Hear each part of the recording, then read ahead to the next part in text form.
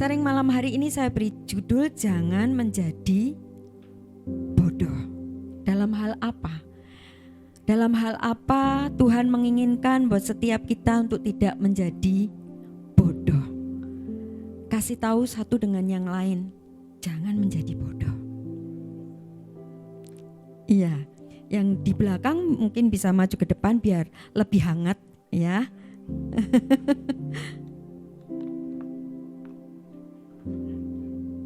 Biar lebih hangat ya. Mendekat satu dengan yang lain ya. Semarang beberapa hari ini baru dingin. Ya, sekali lagi katakan satu dengan yang lain, jangan menjadi bodoh. Jangan menjadi bodoh ya. Puji nama Tuhan. Ayat nas kita hari ini yaitu Galatia 3 ayat yang ketiga. Di sana dikatakan, mari kita baca bersama-sama. Galatia 3 ayat yang ketiga. Adakah kamu sebodoh itu? Kamu telah mulai dengan roh, maukah kamu sekarang mengakhirinya di dalam daging? Sekali lagi bersama-sama dengan bersuara. Galatia 3 ayat yang ketiga. Adakah kamu sebodoh itu? Kamu telah mulai dengan roh, maukah kamu sekarang mengakhirinya di dalam daging? Ya, kita ini adalah orang-orang yang telah menerima Tuhan sebagai Tuhan dan Juru Selamat pribadi, amin. Ya, ketika saya mengingat kapan saya menyatakan bahwa Yesus adalah Tuhan dan Juru Selamat saya pribadi, saya menerima, kemudian saya dibaptis, kemudian saya mengalami perjalanan rohani. Itulah awal mula di mana saya menerima Kristus. Sekalipun dari kecil saya sudah dibawa orang tua saya ke gereja, ikut sekolah minggu. Bahkan mungkin dari dalam kandungan orang tua saya sudah setia beribadah dan saya sudah dibawa sejak dalam kandungan ke gereja. Tetapi saya menerima Tuhan sebagai Tuhan dan Juru Selamat saya pribadi pada saat saya kelas 3 SMA. Disitulah saya mengalami kelahiran baru. Disitulah perjalanan rohani saya dimulai. Ya, disitulah saya mengenal Tuhan. Dalam perjalanan rohani saya semakin mengenal Tuhan. Dalam perjalanan rohani ketika saya mulai kuliah, saya mengikuti camp dan di situ saya mengalami pengalaman rohani di mana saya dibaptis oleh Roh Kudus. Ya, tidak ada penumpangan tangan saat itu. Saya masih ingat kita bersama-sama sedang memuji dan menyembah Tuhan. Tiba-tiba saya bisa memuji dan menyembah kepada Tuhan dengan bahasa yang lain. Di situ saya dibaptis oleh Roh Kudus. Perjalanan rohani saya terus berlanjut ya. Mungkin karena saya dibaptis Roh Kudus pada saat saya pribadi itu memuji dan menyembah Tuhan. Lagunya lagu yang dinyanyikan bersama-sama waktu itu, tetapi saya dengan bahasa yang lain. Dari situ saya merasakan bagaimana pada saat saya memuji dan menyembah Tuhan itu saya mengalami pengalaman-pengalaman yang luar biasa dengan Tuhan. Ada damai sejahtera, ada kekuatan yang Tuhan curahkan saat saya memuji dan menyembah. Ya, saya tidak hanya memuji dan menyembah dengan akal budi, dengan bahasa yang dimengerti, seringkali juga saya dipimpin oleh Roh Tuhan untuk memuji dan menyembah dengan bahasa roh. Ya, itu adalah perjalanan rohani saya. Ya. Nah, saya memulainya ketika saya menerima Yesus Kristus sebagai Tuhan dan Juru Selamat saya pribadi. Itulah awal perjalanan rohani saya. Saya memulainya dengan roh karena saya menerima kasih karunia yang daripada Tuhan, yaitu keselamatan. Roh Kudus ada di dalam diri saya. Mungkin pengalaman saya berbeda dengan pengalaman Bapak Ibu. Amin. Ya, mungkin nanti bisa bercerita satu dengan yang lain. Sebenarnya saya juga belum tahu Mbak Devi itu menerima Yesus waktu kapan, Mas Dewo terima Yesusnya waktu kapan ya. Pak Robi juga belum ini banyak cerita ya waktu itu kapan bisa menerima Yesus, Mbak Rini ya. Mungkin ada di beberapa kita juga penasaran nih sama Om Toyo ya. Om Toyo itu terima Yesusnya kapan gitu ya. Nah, pengalaman buat setiap kita itu berbeda, tetapi itulah awal di mana kita memulai hidup kita dengan roh. Ya. Nah, hari ini kita mau belajar supaya kita tidak hanya memulainya perjalanan rohani kita dengan dituntun dan dipimpin oleh Roh, tetapi sampai nanti kita di garis akhir, kita tetap mengakhirinya juga dengan Roh. Ya, supaya kita tidak dikatakan bodoh seperti ayat Galatia 3 ayat 3 tadi ya. Supaya kita tidak menjadi bodoh karena kita mulai dengan Roh tapi mengakhirinya dengan daging ya. Saya berdoa biar setiap kita yang mendengarkan firman Tuhan pada malam hari ini mulai dengan Roh dan mengakhirinya juga dengan Roh ya. Next kita akan melihat ya, hal-hal baik apa yang dulu kita lakukan dan sekarang sudah mulai tidak kita lakukan alias kendor ya. Nah, ayatnya Roma 12 ayat yang ke-11 di sana dikatakan, janganlah hendaknya kerajinanmu kendor, biarlah rohmu menyala-nyala dan layanilah Tuhan. Dari ayat yang kita baca ini, itu adalah ayat yang memperingatkan buat setiap kita ya. Ada kalanya kerajinan kita itu kendor loh. Ya, itu sesuatu yang nyata. Karena firman Tuhan juga menegur, jangan hendaknya kerajinanmu kendor. Berarti ada waktunya, ada saatnya mungkin dalam perjalanan rohani kita mulai kendor. Ya. Cek masing-masing ya. Di sini juga dikatakan biarlah rohmu menyala-nyala dan layanilah Tuhan. Ya. Berarti ada saatnya di mana kita mungkin mengalami roh kita tidak lagi menyala-nyala alias padam ya, atau menuju padam ya.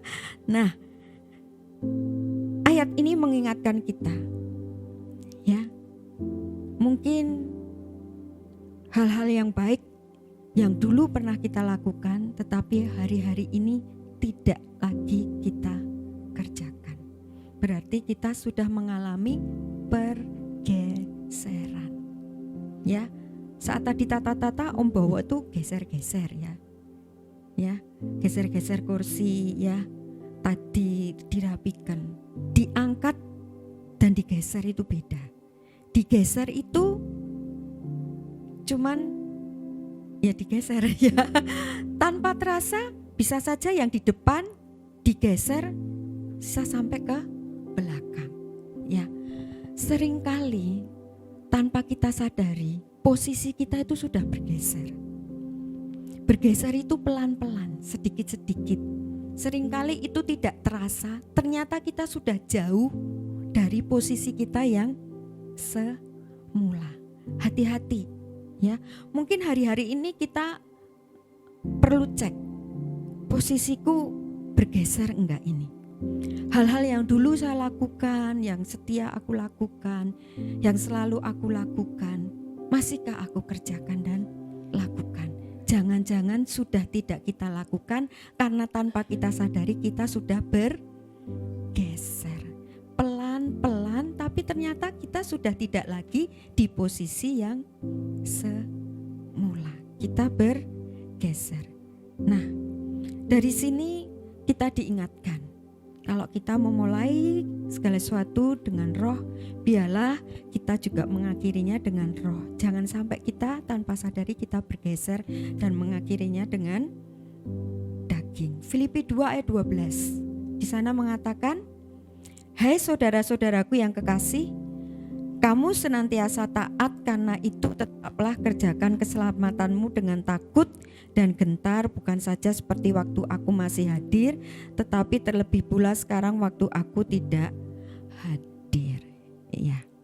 Nah, tetap kerjakan keselamatan itu dengan takut dan gentar. Saya sungguh bersyukur sekalipun gereja ini adalah gereja yang masih bertumbuh, ya. Tetapi saya lihat Bapak, Ibu, dan Saudara hari ini tetap setia. Amin. Disitulah kita sedang mengerjakan keselamatan itu dengan takut dan gentar. Kita tidak melihat seberapa banyak orang yang ada dan beribadah bersama-sama, tapi kita takut dan gentar karena kita melihat kepada siapa kita beribadah dan menyembah Tuhan, kepada Allah kita yang hidup, ya. Kita datang beribadah bukan karena teman-teman yang banyak, ya. Kita datang beribadah bukan karena sesuatu, tetapi kita datang beribadah karena kita datang kepada Tuhan, membawa persembahan kepada Tuhan. Aku datang fokus untuk mencari Tuhan. Disitulah kita sedang mengerjakan keselamatan itu dengan takut dan gentar. Bisa kasih semangat satu dengan yang lain dengan katakan, ndak ada kamu ndak asik loh. Iya, kita bisa kasih semangat satu dengan yang lain. Ndak ada Mbak Devi itu ndak asik loh. Ya, ndak ada Pak Robi itu ndak asik loh. Ya, ndak ada Jeremy itu ndak asik loh. Ya. Disitulah kita bisa bersama-sama terus mengerjakan keselamatan itu dengan takut dan gentar sampai pada akhirnya kita berada di garis akhir. Kita mau melihat 2 Timotius 4 ayat 7 sampai yang ke-8. Ya, Jeren bisa bantu baca, di situ ada mic.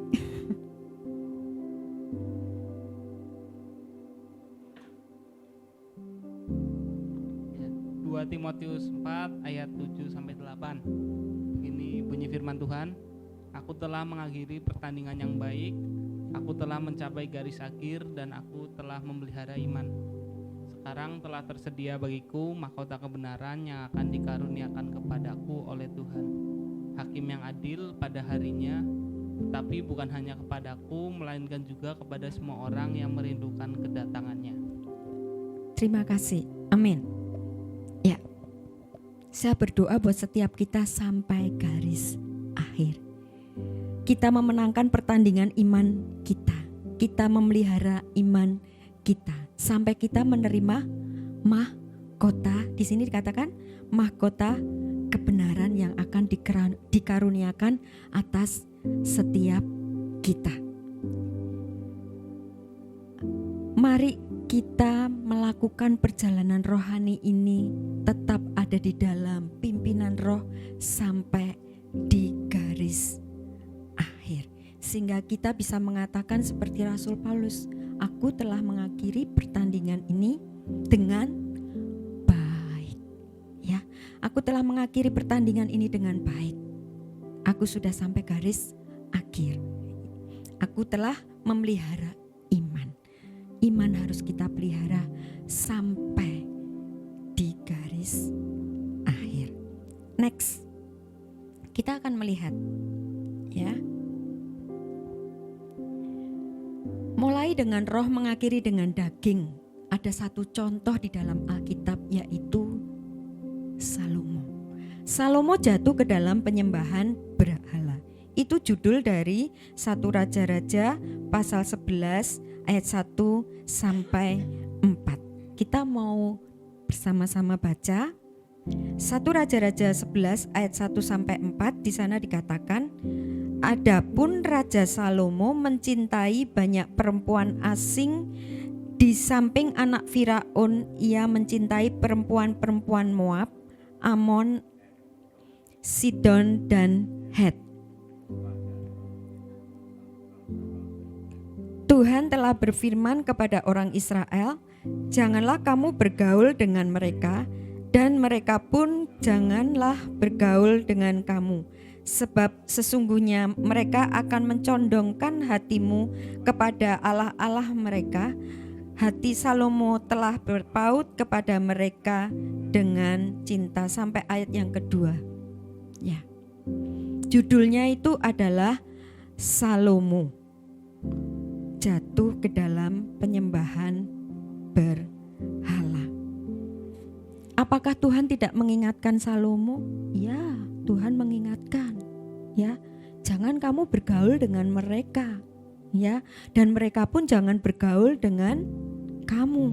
Ya, sebab sesungguhnya mereka akan mencondongkan hatimu kepada allah-allah mereka. Tetapi apa yang terjadi? Salomo telah terpaut kepada mereka karena cinta. Ya. Ayat yang ketiga kita mau baca. Ia mempunyai 700 istri dari kaum bangsawan dan 300 gundik Istri-istrinya itu menarik hatinya daripada Tuhan. Ya, istri-istrinya itu lebih menarik hati Salomo daripada Tuhan. Luar biasa ya. Berapa berarti istrinya? 1000 ya. Nah, ayat yang keempat. Sebab pada waktu Salomo sudah tua, istri-istrinya itu mencondongkan hatinya kepada allah-allah lain, sehingga ia tidak dengan sepenuh hati berpaut kepada Tuhan Allahnya seperti Daud ayahnya. Ini satu contoh di mana mengawali dengan roh tapi mengakhiri dengan daging. Salomo awalnya selalu hatinya berpaut kepada Tuhan Allahnya Daud, ya. Tetapi di akhir kehidupannya, di masa tuanya, di situ dikatakan di masa tuanya hatinya lebih tertarik kepada istrinya, ya. Lebih cinta istrinya daripada cinta Tuhan. Pertanyaannya, adakah hal-hal yang hari-hari ini menarik hatimu lebih daripada Tuhan? Ya, adakah hari-hari ini ada hal-hal yang lebih engkau cintai daripada Tuhan? Ya. 1 Petrus 5 ayat 8 mengatakan, sadarlah dan berjaga-jagalah, lawanmu si iblis berjalan keliling sama seperti singa yang mengaum-ngaum dan mencari orang yang dapat ditelannya. Hati-hati, Tuhan sudah mengingatkan. Sadar, berjaga-jaga. Iblis itu berjalan keliling seperti singa yang mengaum-ngaum untuk mencari orang yang dapat ditelannya. Sadar, kita harus mempunyai kesadaran diri, ya. Adakah hal-hal yang lain yang membuatku lebih cinta daripada cinta kepada Tuhan? Adakah hal-hal yang lain yang lebih menarik hatiku daripada Tuhan? Jadikan Tuhan yang terutama di dalam kehidupan kita. Dari kisah Salomo ini tadi kita boleh lihat, ya, ada satu peringatan dari 1 Korintus pasal 15 ayat yang ketiga, janganlah kamu sesat, pergaulan yang buruk merusakkan kebiasaan yang baik. Hati-hati. Tanpa disadari, Salomo telah bergeser, tidak lagi hatinya berpaut dan takut akan Tuhan, dan tidak lagi menyembah kepada Tuhan Allahnya Daud. Tetapi di masa tuanya dia sudah bergeser. Dia tidak lagi menyembah Tuhan Allahnya Daud, tetapi dia menyembah berhala. Dia mendirikan dewa-dewa, ya. Nah, hati-hati dengan pergaulan kita. Pergaulan bisa merusak kebiasaan yang baik. Hati-hati dengan komunitas yang ada di sekeliling kita. Adakah mereka adalah orang-orang yang cinta Tuhan? Adakah mereka orang-orang yang sungguh-sungguh mengasihi Tuhan? Tanpa disadari, kita nanti bisa bergeser. Hati-hati dengan pergaulan. Ini tidak berlaku hanya untuk anak-anak muda, ya. Tapi buat setiap kita harus waspada. Siapa teman kita? Siapa komunitas kita? Jangan sampai komunitas kita membawa kita jauh daripada Tuhan. Ya.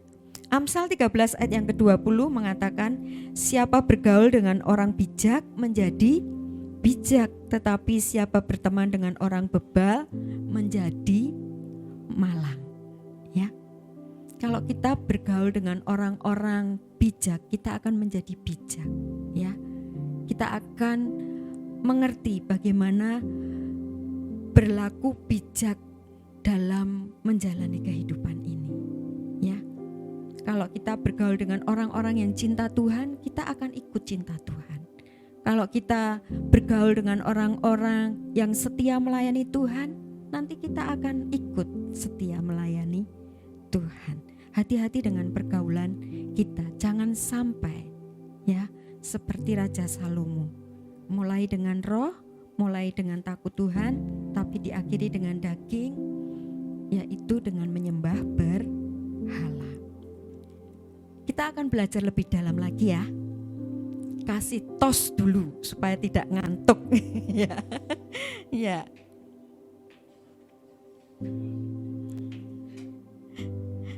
Yang ketawang ya, bisa ngemut permen yang disebar oleh Mbak Rini ya. Setiap minggu Mbak Rini itu setia bawa permen.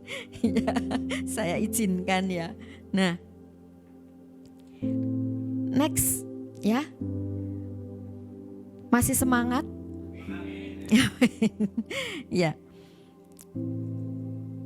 Ada pertanyaan ya, bagaimana memulai dengan roh tetapi kita tetap bisa mengakhiri dalam roh ya. Bagian yang pertama yaitu berjaga dan berdoa. Katakan, berjaga dan berdoa. Sekarang ke orang lain. Berjaga dan berdoa ya. Nah, Matius 26 ayat 41 mengatakan, berjaga-jagalah dan berdoalah supaya kamu jangan jatuh ke dalam pencobaan. Roh memang penurut tetapi daging lemah. Ini ayat mengingatkan kita ya. Roh itu memang penurut tetapi daging nih loh lemah. Ngalamin enggak? Ya. Kita maunya ya setia kepada Tuhan ya. Tetapi mau setia, hambatannya, tantangannya ada aja ya. Nah, itu menunjukkan bahwa roh itu penurut, tetapi daging ini loh lemah ya. Nah, supaya kita bisa memulai dengan roh dan mengakhirinya juga dengan roh, kita harus berjaga dan berdoa. Pertanyaan selanjutnya, bagaimana dengan kehidupan doa kita saat ini? Kalau supaya kita bisa terus sampai akhir ya, mengakhiri dengan roh itu kita harus berjaga dan berdoa. Pertanyaannya, bagaimana kehidupan doa kita saat ini? Tuhan Yesus sudah kasih teladan ya. Markus 1 ayat 35, di sana dikatakan, pagi-pagi benar waktu hari masih gelap, ia bangun dan pergi keluar, ia pergi ke tempat yang sunyi dan berdoa di sana. Tuhan memberikan contoh buat setiap kita, pagi-pagi benar Tuhan pergi ke tempat sunyi untuk berdoa. Lukas 6 ayat 12, pada waktu itu pergilah Yesus ke bukit untuk berdoa dan semalam-malaman ia berdoa kepada Allah. Kita juga melihat dari kitab Lukas ini bagaimana Tuhan memberikan contoh bahwa semalam-malaman Tuhan Yesus berdoa. Kemudian Matius pasal yang ke-14 ayat yang ke-23, di sana dikatakan, dan setelah orang banyak itu disuruhnya pulang, Yesus naik ke atas bukit untuk berdoa seorang diri. Ketika hari sudah malam, ia sendirian di situ. Di tengah-tengah kesibukan, Tuhan Yesus melayani banyak orang. Kalau Bapak Ibu membaca di rumah sebelum kitab Matius pasal 14 ini, di perikop sebelumnya Tuhan Yesus melayani banyak orang dengan melakukan mujizatnya, memberi makan 5.000 orang dengan, jangan kebalik, dengan dua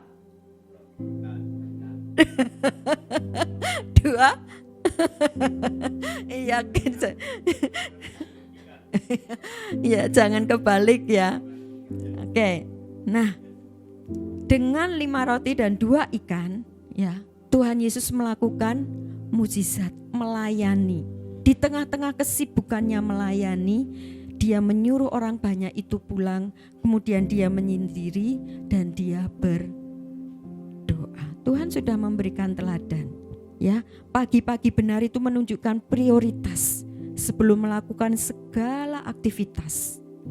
Tuhan Yesus memberi teladan untuk datang kepada Tuhan, ya. Semalam-malaman dia berdoa. Itu menunjukkan, ya, Tuhan datang kembali kepada Allah Bapanya. Biasanya kalau pagi, kalau kita doa itu apa? Menyerahkan kehidupan kita sepanjang hari ini, pekerjaan kita, sekolah kita, aktivitas kita, usaha kita, anak-anak kita serahkan dalam penyertaan dan perlindungan Tuhan. Tapi kalau malam hari, semalam-malaman, Tuhan Yesus dikatakan dia berdoa, ya. Dia ingin ada keintiman dengan Bapa setelah mengerjakan segala sesuatu sepanjang hari. Dia tetap mengutamakan Tuhan. Bisa jadi pada saat malam hari kita berdoa, kita minta Tuhan mengevaluasi segala sesuatu kehidupan kita sepanjang hari ini. Adakah hal-hal yang tidak berkenan di hadapan Tuhan?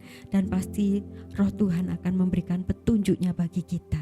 Atau mungkin semalam-malaman kita berdoa karena ada pergumulan-pergumulan yang perlu kita doakan, ya.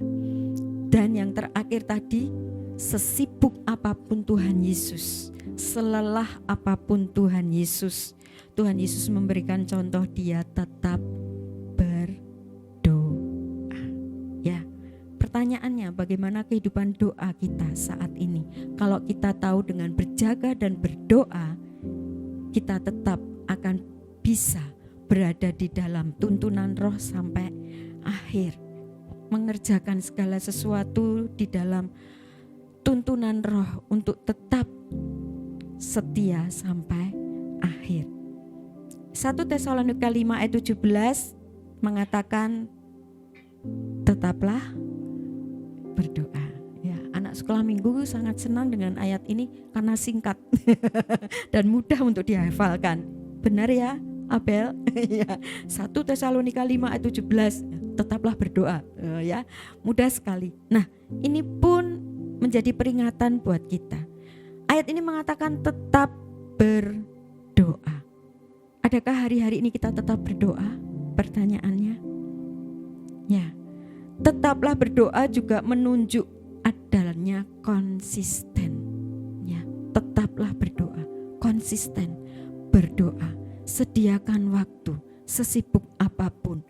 Jangan sisa, ya.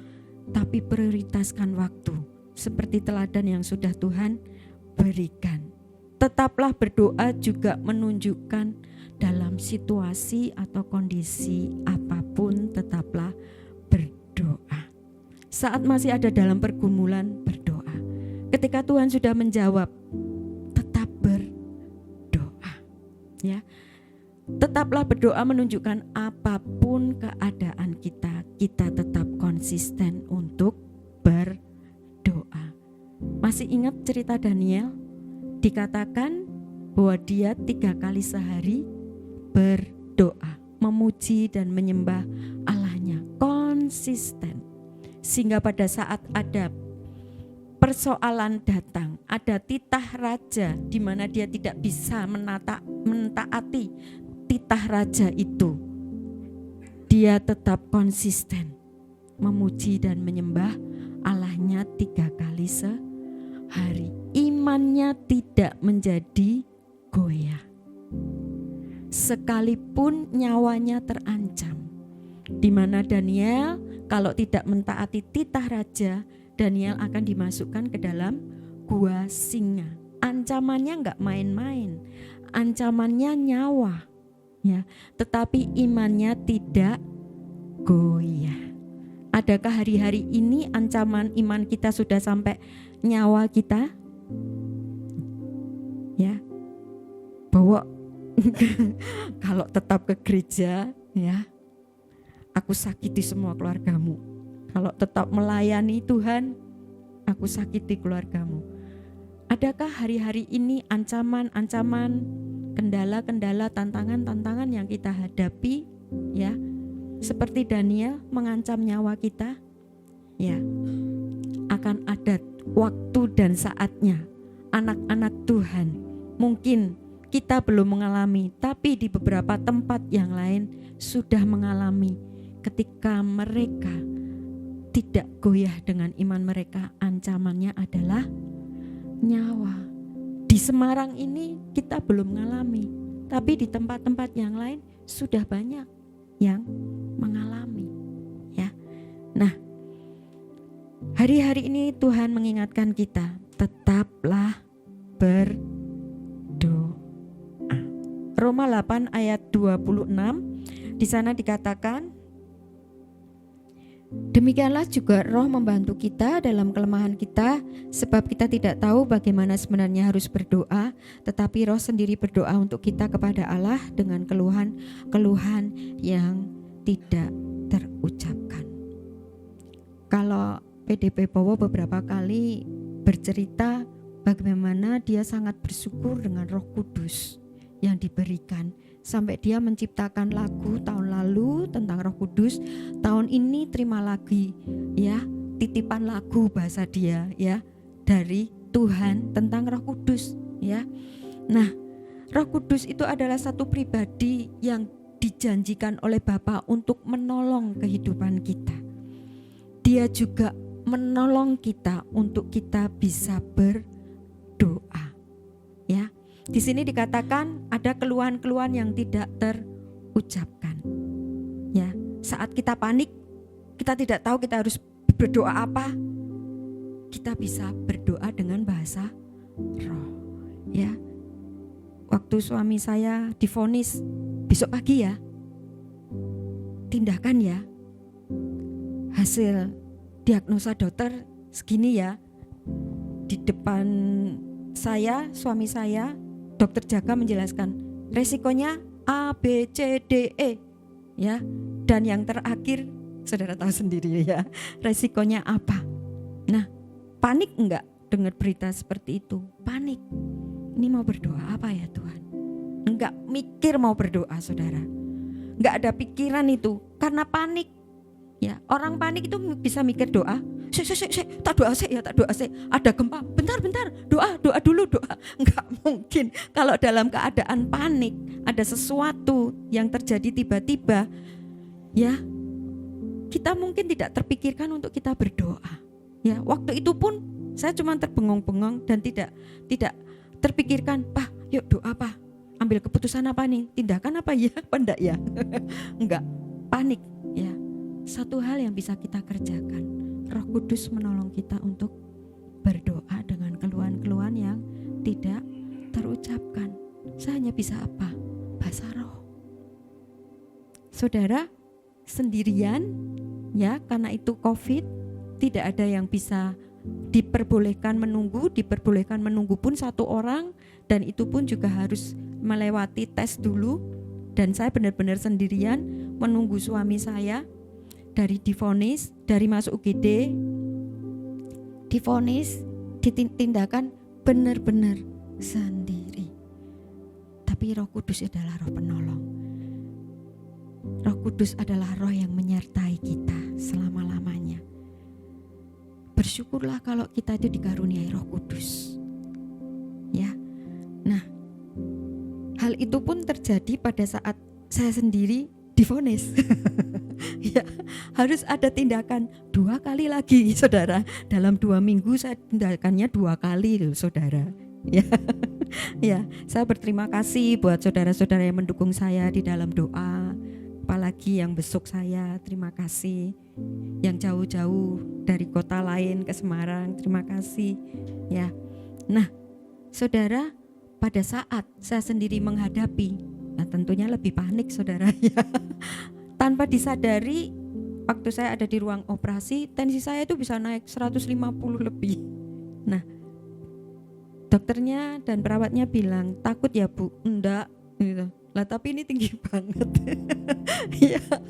Nah, kadang kita merasa kita enggak apa-apa, tapi fisik kita menunjukkan bahwa kita sedang dalam keadaan yang tidak baik. Nah, dalam hal itu pun saya bisanya apa? Berbahasa roh, ya.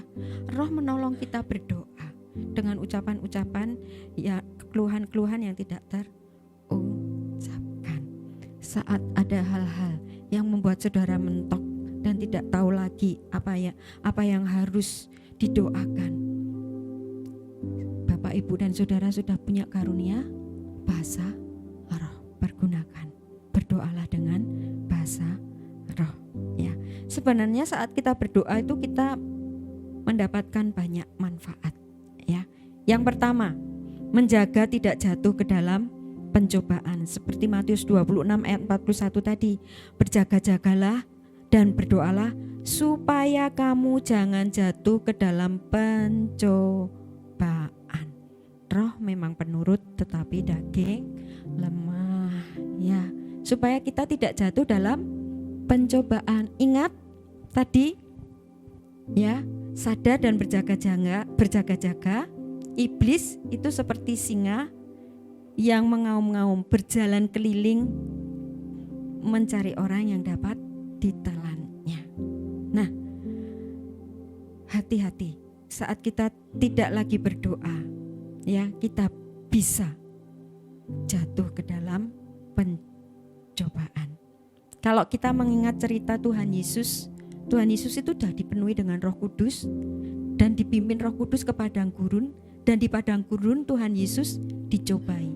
Jadi ketika kita sudah terima baptisan Roh, kita sudah dipenuhi Roh Kudus, bukan berarti kita bebas dari persoalan, bebas dari masalah. Sekalipun kita sudah dipenuhi Roh Kudus, ya, tetapi dengan dipenuhi Roh Kudus kita dimampukan untuk kita menang, ya.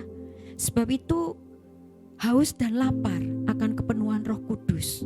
Kalau ada doa pencurahan Roh Kudus, ayo haus dan lapar, penuhi aku Tuhan, aku tidak bisa tanpa Engkau Tuhan. Roh Kudus itu roh yang dijanjikan, roh penolong yang menyertai kita. Roh Kudus itu yang akan memberikan kita kemenangan, ya. Itu bukan karena gagah dan kuat kita, menjaga kita untuk tidak jatuh ke dalam pencobaan. Seperti Tuhan Yesus, iblis datang pertama kali, perintahkan batu-batu ini menjadi roti. Jangan kebalik ya, perintahkan roti-roti ini jadi batu. Ya, ya, perintahkan batu-batu ini menjadi roti. Ya, iblis datang pertama, tapi Tuhan menjawab, ada tertulis, ya, manusia tidak tidak hidup dari roti saja. Sudah, iblis terus kelar. Aku kalah nih sama Tuhan Yesus. Oh enggak, datang lagi yang kedua, dibawa di bumbungan bait Allah, dan Yesus disuruh menjatuhkan diri ke bawah. Karena firman Tuhan mengatakan malaikat-malaikatmu, ya, malaikat-malaikat Allah akan menatang engkau, ya, supaya engkau tidak jatuh. Ya, tetapi Tuhan Yesus menjawab lagi, ada tertulis, ya, jangan mencobai Tuhan Allahmu. Kemudian iblis menyerah.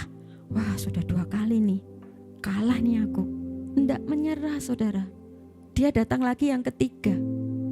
Tuhan dibawa di atas gunung, kemudian disuruh melihat seluruh kerajaan yang ada. Kalau engkau menyembah aku, semuanya akan kuberikan kepadamu, ya. Tetapi dia menjawab lagi, ada tertulis, hanya menyembah kepada Allah. Nah, iblis itu tidak jemu-jemu untuk membawa kita itu jatuh dalam pencobaan. Maka itu berjaga-jaga dan berdoa. 1 kali nggak berhasil, yang kedua, yang ketiga. Bahkan di sini tadi dikatakan berkeliling terus menerus mencari kesempatan untuk kita dapat dikalahkan. Hati-hati, ketika kita tidak berjaga-jaga dan berdoa, kita bisa jatuh dalam pencobaan. Saat kita berdoa berarti kita menaruh harapan kita kepada Allah. Yeremia 17 ayat 5 sampai ke 7. Beginilah firman Tuhan, terkutuklah orang yang mengandalkan manusia, yang mengandalkan kekuatannya sendiri, dan yang hatinya menjauh daripada Tuhan. Diberkatilah orang yang mengandalkan Tuhan, yang menaruh harapannya pada Tuhan. Pada saat kita menghadapi persoalan dan masalah, kita menaruh pengharapan kita kepada siapa? Taruhlah pengharapan kita kepada Tuhan, ya. Jangan menaruh pengharapan kita kepada manusia. Manusia bisa mengecewakan. Tetapi Tuhan tidak pernah mengecewakan buat setiap kita.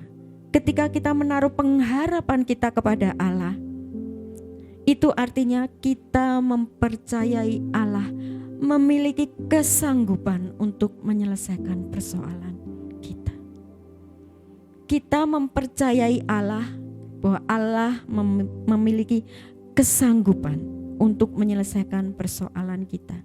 Pada saat kita sakit, kita datang dalam doa, kita menaruh pengharapan, Tuhan menjadi penyembuh. Pada saat kita menghadapi pergumulan-pergumulan yang lain, kita datang kepada Tuhan, kita menaruh pengharapan bahwa Tuhan sanggup menyelesaikan persoalan kita. Bukankah Dia Allah yang tidak terbatas kuasanya? Amin. Ya, kita terbatas, tapi Allah kita tidak terbatas. Pada saat kita menaruh pengharapan kita kepada Allah, berarti kita mempercayai Allahku sanggup. Amin. Kasih tahu satu dengan yang lain, Allah, ya, Allah kita sanggup. Ya, taruh pengharapan kita kepada Allah. Saat kita berdoa, kita menaruh pengharapan kita kepada Allah. Saat kita berdoa, kita mendapatkan kekuatan yang baru. Yesaya 40 ayat 31. Tetapi orang-orang yang menanti-nantikan Tuhan mendapat kekuatan baru. Mereka seumpama raja wali yang naik terbang. Dengan kekuatan sayapnya mereka berlari dan tidak menjadi lesu. Mereka berjalan dan tidak menjadi lelah. Adakah hari-hari ini kita merasa sangat lelah? Adakah hari-hari ini kita merasa sangat capek? Ya, pekerjaan banyak, tanggung jawab pekerjaan banyak, tantangan persoalan di pekerjaan banyak, belum lagi persoalan yang ada di rumah tambah banyak. Yang sudah punya suami, istri, persoalannya tambah enggak? Tambah lagi. Yang sudah punya anak, persoalannya tambah lagi? Tambah lagi. Ya. Yang masih sekolah, yang masih kuliah, adakah persoalan? Ada juga, ya.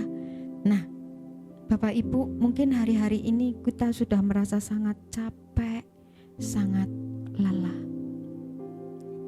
Beberapa hari yang lalu ada seorang teman telepon saya dan dia menceritakan tentang pergumulannya dan dia mengatakan sudah sangat capek, sudah sangat lelah. Kali ini persoalannya berat sekali dan saya melihat memang persoalannya sangat berat. Ya, membuat jiwanya capek, badannya capek, dan akhirnya rohnya juga capek. Ya, karena tidak lagi punya kesempatan untuk berdoa seperti biasa yang dia lakukan. Ya, tidak lagi punya kesempatan untuk beribadah seperti yang biasa dia lakukan. Semuanya membuat dia menjadi sangat capek dan lelah. Ketika lelah dan capek bertumpuk-tumpuk, kita seringkali menjadi letih dan lesu. Tetapi firman Tuhan katakan, orang yang menanti-nantikan Tuhan mendapatkan kekuatan yang baru. Marilah kepadaku yang letih lesu dan berbeban berat, aku akan memberikan kelegaan kepadamu. Datang pada Tuhan. Seringkali yang membuat kita tidak mendapatkan kekuatan yang baru karena kita enggan datang kepada Tuhan. Tuhan memanggil, mari datang. Engkau yang letih lesu dan berbeban berat, aku akan memberi kelegaan. Aku akan memberikan kekuatan yang baru. Saya berdoa, biarlah setiap kita memiliki banyak waktu bersama dengan Tuhan, konsisten menyediakan waktu hari-hari ini, menanti-nantikan Tuhan, berdoa supaya kekuatan Allah itu nyata dalam hidup kita. Hal ini pun menunjukkan bahwa kita tidak mampu sendiri, Bapak Ibu. Tidak mampu sendiri menjalani hari-hari ini. Ayat ini menunjukkan bahwa Tuhan memberi kekuatan yang baru. Berarti kekuatan kita itu terbatas. Kita tidak mampu Bapak Ibu tanpa kekuatan yang datangnya dari Tuhan. Kita tidak bisa, ya. Tetapi kalau hari ini kita berdoa, kita terima kekuatan. Besok kita datang lagi kepada Tuhan, terima kekuatan. Besok lagi kita datang kepada Tuhan, terima kekuatan. Kita akan dapat berjalan. Sekalipun di sini dikatakan kita dalam keadaan lelah, kita akan tetap bisa berlari sekalipun kita dalam keadaan lesu. Ya, bahkan dalam keadaan apapun kita tidak akan menjadi lelah dan lesu. Karena apa? Kita berdoa. Senggol satu dengan yang lain, berdoa.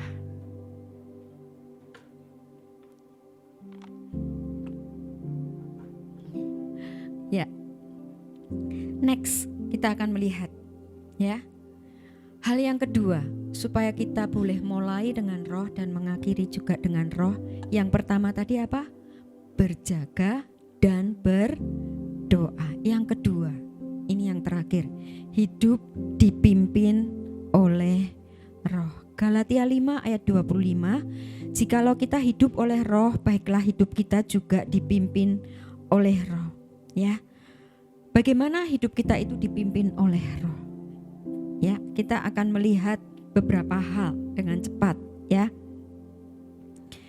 Ketika kita dikaruniakan Roh Kudus, Roh Allah itu ada di dalam kita. Biarlah kita memberi diri kita itu dipimpin oleh Roh Kudus. Hidup kita ini dipimpin oleh Roh. Beri dirimu untuk dipimpin oleh Roh, ya. Nah, hidup orang yang dipimpin oleh roh yaitu tidak menuruti keinginan daging. Galatia 5 ayat 16 sampai 17. Maksudku ialah hiduplah oleh roh, maka kamu tidak akan menuruti keinginan daging. Sebab keinginan daging berlawanan dengan keinginan roh, dan keinginan roh berlawanan dengan keinginan daging, karena keduanya bertentangan, sehingga kamu setiap kali tidak melakukan apa yang kamu kehendaki. Sehingga kamu setiap kali tidak melakukan apa yang kamu kehendaki. Pada waktu Tuhan Yesus mengajak murid-muridnya berdoa, kemudian Tuhan berdoa, dia kembali melihat murid-muridnya tidur. Sampai berapa kali? 3 kali. Nah, ini menunjukkan, ya, bahwa mengikuti keinginan roh itu enggak mudah. Ya.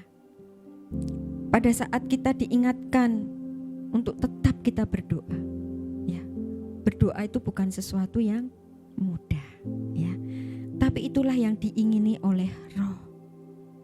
Ketika kita mau dipimpin oleh roh, kita tidak lagi menuruti keinginan daging kita.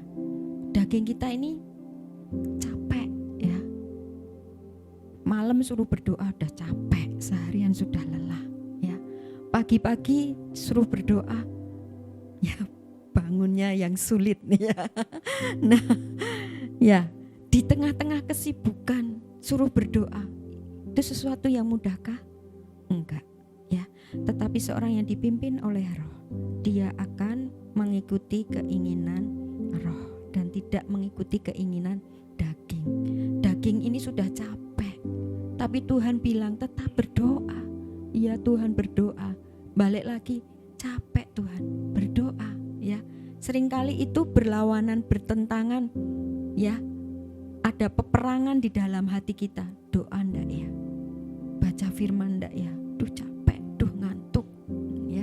Nah, orang yang dipimpin oleh roh akan mengikuti keinginan-keinginan roh. Menyalibkan daging. Galatia 5 ayat 24, barang siapa menjadi milik Kristus Yesus, ia telah menyalibkan daging dengan segala hawa nafsu dan keinginannya. Ya, capek, ya.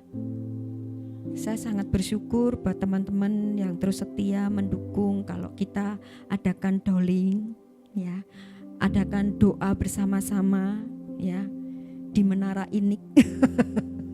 Ya, Di studio Inik maksudnya ya, di menara ya. Menara doa di studio Inik, bukan menara Inik ya. Nah, saya sangat bersyukur kalau masih ada, melihat ada orang-orang yang setia berdoa ya. Di tengah-tengah rasa capek lelah setelah kegiatan sehari, pekerjaan sehari yang mungkin banyak tantangan dalam pekerjaan, tetapi tetap setia berdoa dalam doa bersama-sama di menara. Belum lagi kalau itu tempat jauh dari tempat tinggal kita ya. Kesetiaan Mbak Rini yang selalu setia berdoa, padahal setelah berdoa ya, Mbak Rini itu balik lagi bekerja loh saudara. Luar biasa ya. Kasih semangat buat Mbak Rini. Wih. Ya. Nah, itu namanya menyalibkan daging. Ya. Seorang yang dipimpin oleh Roh, dia akan menyalibkan daging dengan segala hawa nafsu dan keinginannya. Pinginnya tidur, pinginnya istirahat. Ya benar Mbak Rini? Ya. Tetapi Mbak Rini setia berdoa. Amin. Ya. Seorang yang dipimpin oleh Roh yaitu memikirkan hal-hal yang dari Roh. Roma 8 ayat yang kelima, sebab mereka yang hidup menurut daging memikirkan hal-hal yang dari daging. Mereka yang hidup menurut Roh memikirkan hal-hal yang dari Roh ya.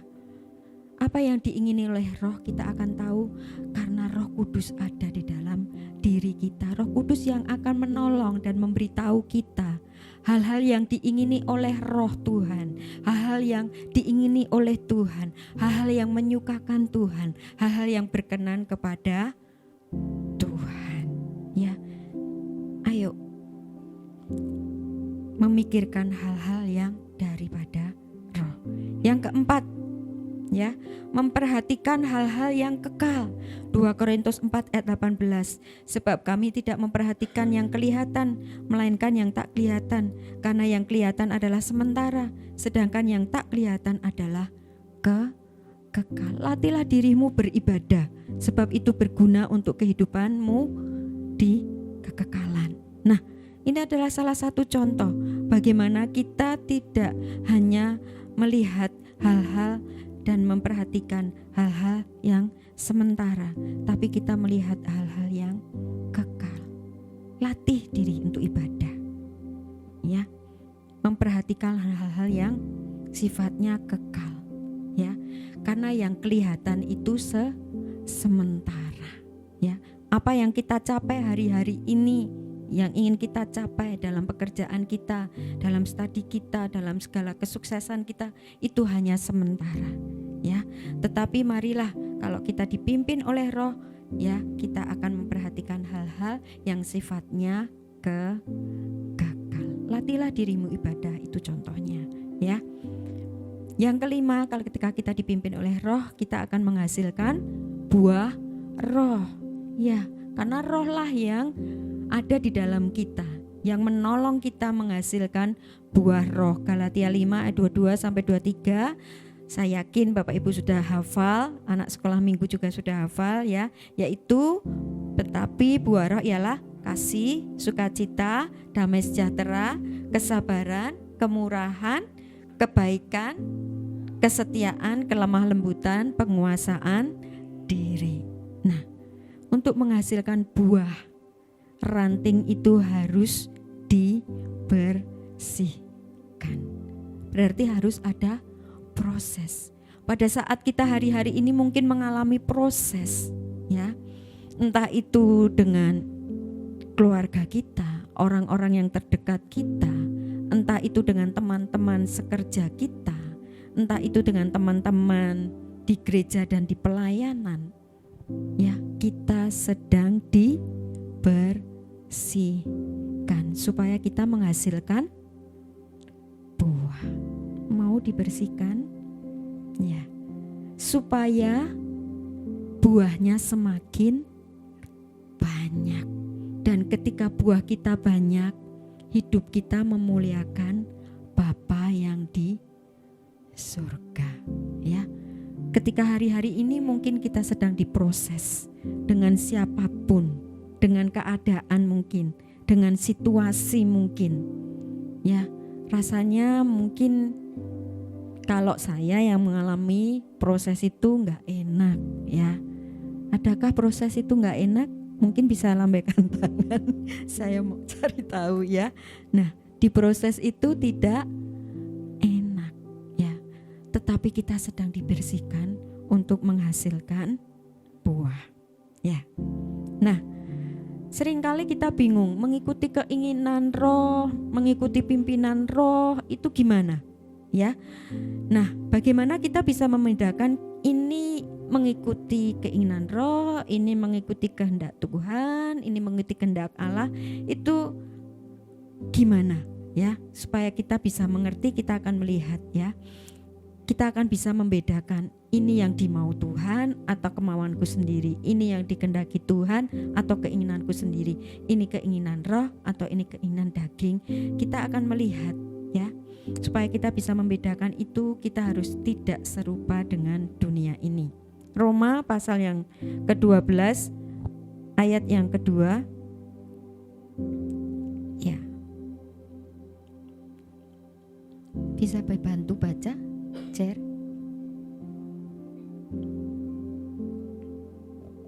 Roma 12 ayat 2. Janganlah kamu menjadi serupa dengan dunia ini, tetapi berubahlah oleh pembaharuan budimu, sehingga kamu dapat membedakan manakah kehendak Allah, apa yang baik, yang berkenan kepada Allah, dan yang sempurna.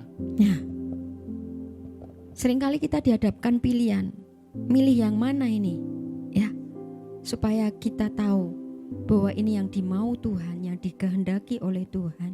Jangan hidup kita ini serupa dengan dunia, tetapi berubahlah oleh pembaruan budi kita. Cara berpikir kita dibaharui oleh firman Tuhan, sehingga kita akan bisa membedakan, oh ini sesuai firman, oh ini enggak, oh ini yang harus aku lakukan, oh ini yang Tuhan mau. Kita akan bisa membedakan ketika kita terus diperbaharui budi kita. Cara berpikir kita tidak seperti dunia, tapi cara berpikir kita seperti yang Tuhan mau ya. Terus bagaimana kita bisa membedakan ini yang Tuhan mau? Yang kedua yaitu Roh Kudus mengajar dan mengingatkan. Kembali lagi kita diingatkan betapa Roh Kudus itu punya peranan yang luar biasa dalam kehidupan kita. Mari haus lapar akan Roh Kudus. Roh Kudus tuntun aku, Roh Kudus. Roh Kudus pimpin aku, penuhi aku Roh Kudus. Karena tanpa Roh Kudus kita tidak bisa membedakan mana kehendak Allah, mana yang tidak. Roh Kudus menolong kita, mengajar kita, mengingatkan kita.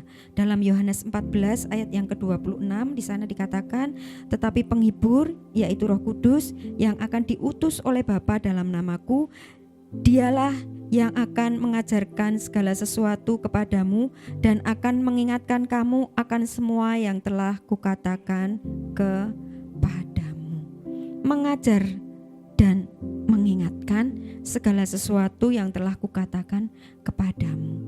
Roh Kudus itu yang akan mengingatkan kita untuk setiap firman yang sudah pernah kita dengar ya. Kalau kita nggak pernah dengar firman, Roh Kudus tidak akan mengingatkan apa-apa ya.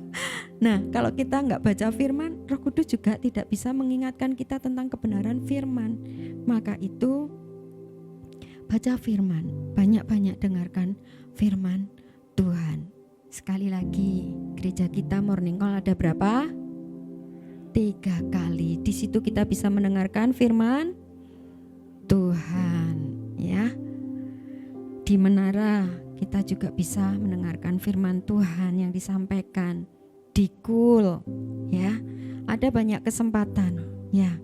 Nah, Roh Kudus menolong kita, mengajar kita, mengingatkan kita tentang firman Tuhan, sehingga kita bisa membedakan, oh ini yang dimau Tuhan, oh ini enggak ya, oh ini yang harus aku lakukan ya, itu.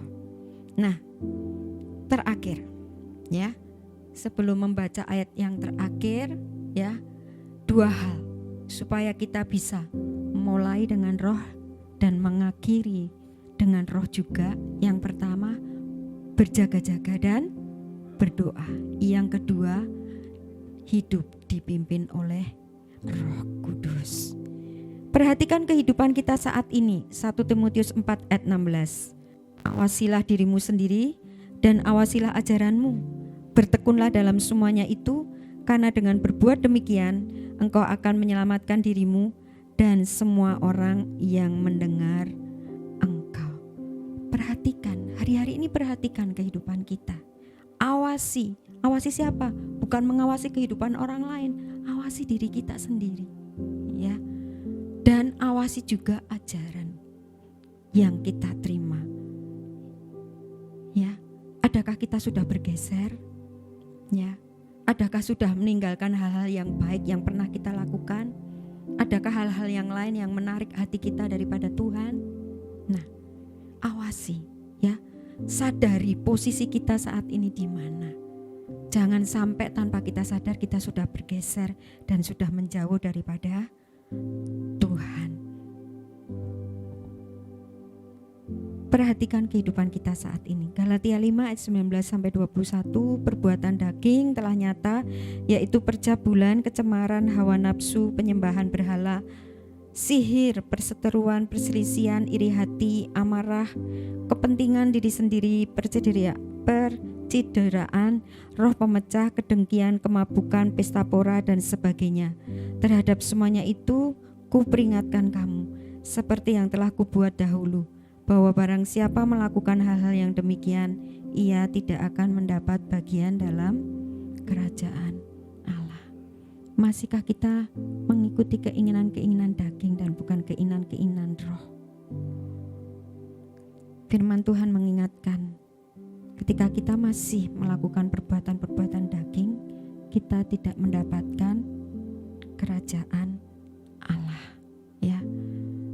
Bapak rohani kita mengingatkan, ya, ada orang yang selamat, tidak selamat, dan hampir-hampir tidak selamat. Mari awasilah diri kita. Jangan sampai kita ada menjadi bagian orang-orang yang hampir-hampir tidak selamat. Awasi diri kita, supaya ketika kita sudah mulai dengan roh, kita pun mengakhiri dengan roh. Itu firman Tuhan yang bisa sampaikan.